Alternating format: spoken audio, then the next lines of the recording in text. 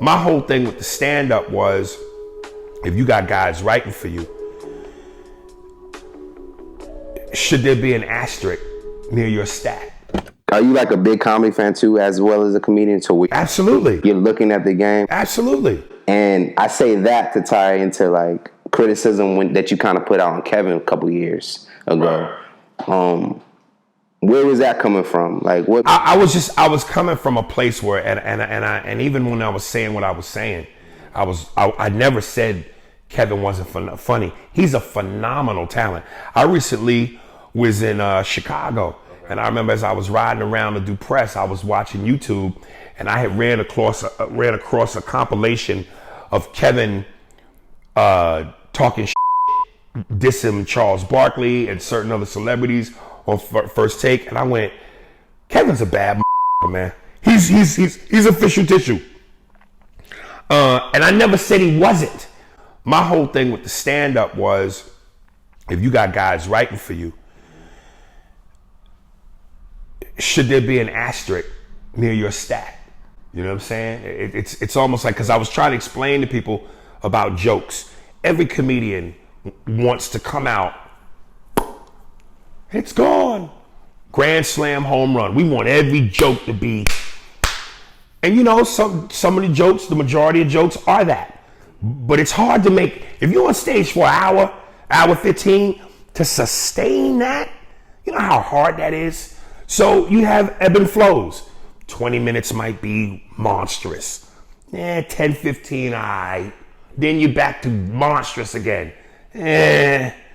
So, and the difference, what makes and breaks a joke can be a subtlety, a look, one word, a movement. You can take a joke from it's all right to it's out of here just because you did one change, one minor thing. You said this instead of that. You moved this way instead of that way. So if you're supposed to be the artist, if you sitting there and you got your thing of clay, and you as an artist have to mold this clay and shape it and do it and get it to where when you finally finish, this is the piece of resistance. This is museum ready. That's you. You did that. But if you molding this clay and it's kind of there, but ain't there, and somebody goes, hey man, do this to it. Whip, whip, whip, whip. Now you took what they gave you and you did that, and now ta-da, that's you. We had talked because we actually ran to Naeem last night doing interviews, and he was trying to defend that and said that I guess he was not looking at it. Oh, let me just stop before a second. There's certain bits that when you go to shows, like a concert, like if you a singer or a rapper, and you go, we're halfway there. Hold the mic out. Oh, the crowd living on a prayer. They know your shit. There's certain jokes where people go, they know that punchline. All right, all right, all right. Aries, when you say that, when I was doing the bit about the Mexicans and going to Popeyes and habade, quoting parts of your bit. You know what I'm saying?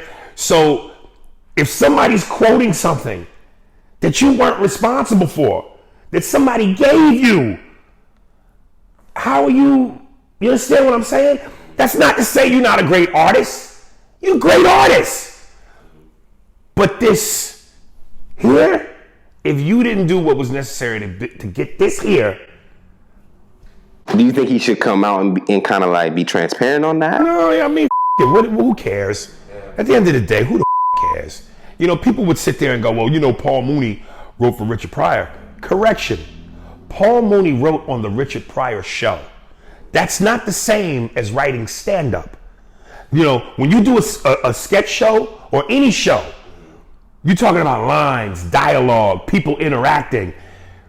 That's different from a scene. It's different from stand-up where it's all you. And as Paul would say, and I heard Paul say in an interview, I didn't have to write for Richard.